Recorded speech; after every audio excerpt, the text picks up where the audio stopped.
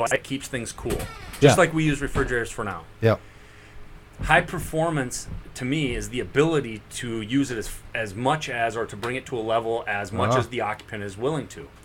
So it's that same type of interaction and sort of built-in smartness of that refrigerator that's built into your house. Yeah.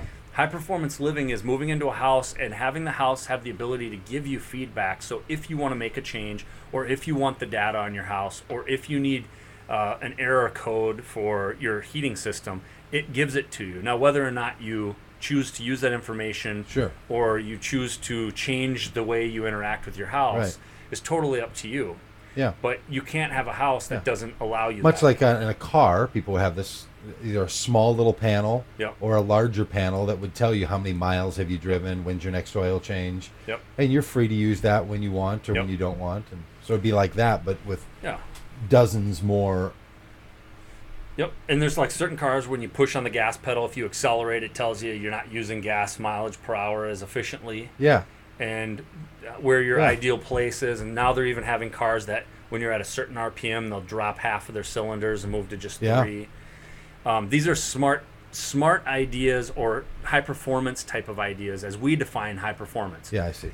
High performance isn't that your car can go really fast. It's that if you go really fast, it just tells you the ramification of it. Yeah, yeah. So it's not really high. Yeah, it's more than high performance. It's, I don't know, something better than that. It's smart personalized performance or smart performance, or it's something that's more. But if somebody wanted to get out of their car, because really the home is, and this is part of the definition of what's a home. High performance living. What's living? What's high performance? Yeah. And then it's what's a home. For some people, a home is a place that they have people over. Okay, well, how you have people over can vary from one person to the next. Or some people, they don't want anybody coming into their house. Yeah. But those two groups of people still want high performance. So what's high performance to them? Do they have the option to say, I want to drive my house as fast as it'll go, and I want the highest heating bill that there possibly is because I can. Yeah. That's high performance. You have the control over your house, and you get feedback. Or if somebody's like, I want to try to have the lowest energy bills on my block, you can do that. Yeah. If you have the ability. But you know what somebody ought to come up with? Right now, your energy bill basically gathers your whole house. Yeah. What I'd like to know is, how much energy am I using from that outlet? Mm-hmm. There's a device. There's a device already? For about $16, you just plug it in. It's called an amp meter. You just plug it in there, and then you plug your device into the amp meter, and it'll give you a measurement of how many amps real time that you're using. And then you just take your energy bill, and you get a kilowatt hour. Excuse me, not amps. Well, it goes back and forth between amps and kilowatts. But then you take your bill, and you can calculate how many dollars you're using based on the number of kilowatts. So this thing would keep track over some period of time. I can. Well, you can get more expensive ones that are about $100 that'll keep track over time. Yeah, see, that's what I want. But we're developing a system right now. I want a readout that comes out of my high performance house. Yep. That says at the bottom, this is how much energy you used, and then if I want to break that out, I mean, Google can do this by how people get to my website, right? I can see the analytics. I want Google-like analytics on every part of my house. Well, if we can get that fixture, everything that ties in. Yeah. This is the thing we're trying to get Chris Baker to in all of his free time of having a baby and art shows and traveling to Budapest. We're trying to develop this device. We're calling it the little black box. It's the thing that you put in your house that has RF or X10 signals to all whatever device you want. But they're basically these little clamps. You squeeze them and they clamp around any cord that's got electricity traveling through it. So you can go down to this microphone or you can go up to your main service, but you can track anything and everything in your house.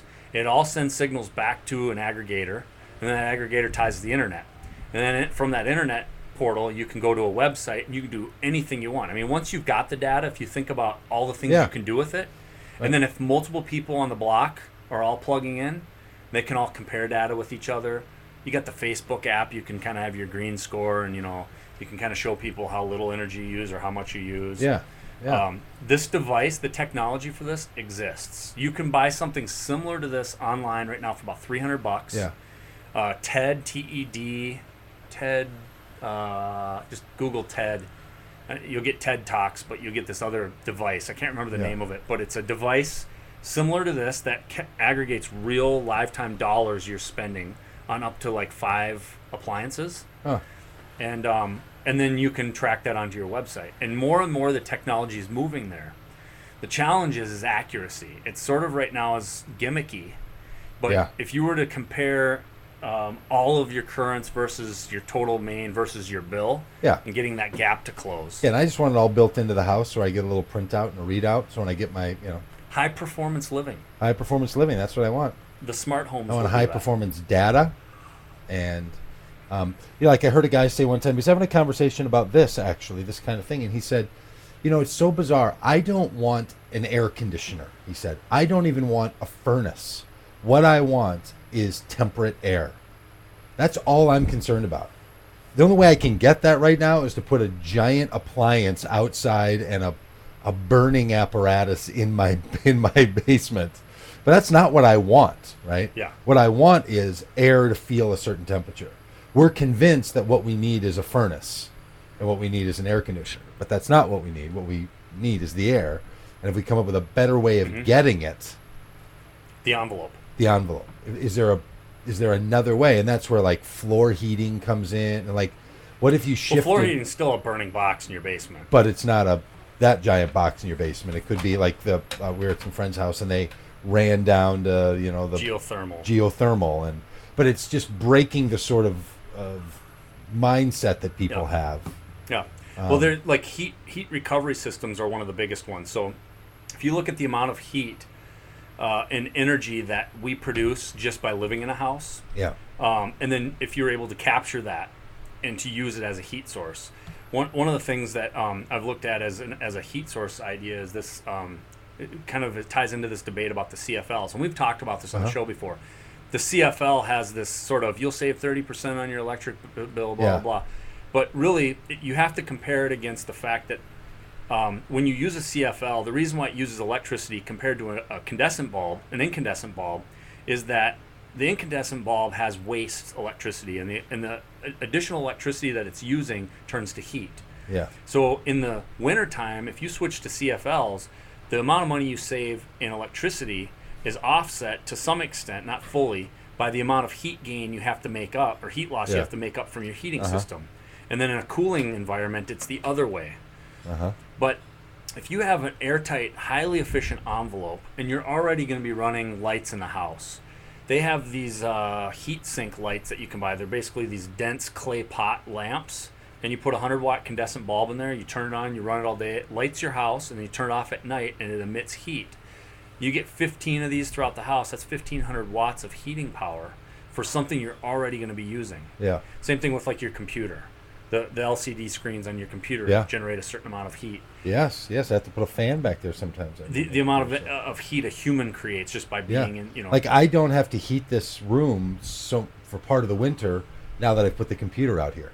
It generates so much warmth out of the back of this thing that, not all winter. It gets to the point in the winter where I have to add a little supplemental heat. My basement's the same way with our servers. We have 3 servers in the basement, and they heat the basement in the wintertime. Yeah, how about But then that? we fight it in the summer. It's hot. Yeah, at the open windows. The Mall of America has in its HVAC system, they have to calculate human occupancy because at any given time there's up to 100,000 people in the Mall of America, and that their majority of their heat source relies on humans being in the building. I heard that there's not a heat source in the Mall of America. There's just an emergency thing for pipes or whatever. Exactly. But there's not humans provide the majority of the heat requirement for that building. Humans and other machines, I guess, that are running in the same thing that people run screens and cash machines. Exactly.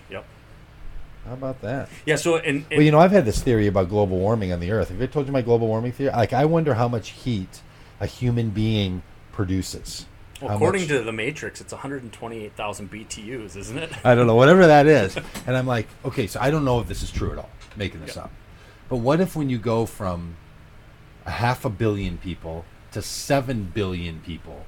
What if our bodies are radiating so much more heat that urban environments are getting hotter simply because there's so many more people? Like, what if our little heat, what if we're producing the problem in addition to other things? It's definitely a load. It's a factor of one of the loads. Yeah, and maybe the space is so big that you could put 100. If you think about how many calories, billion people, it would do nothing. If you think about how many calories we burn a day, mm-hmm. I mean, we're generating heat through burning fuel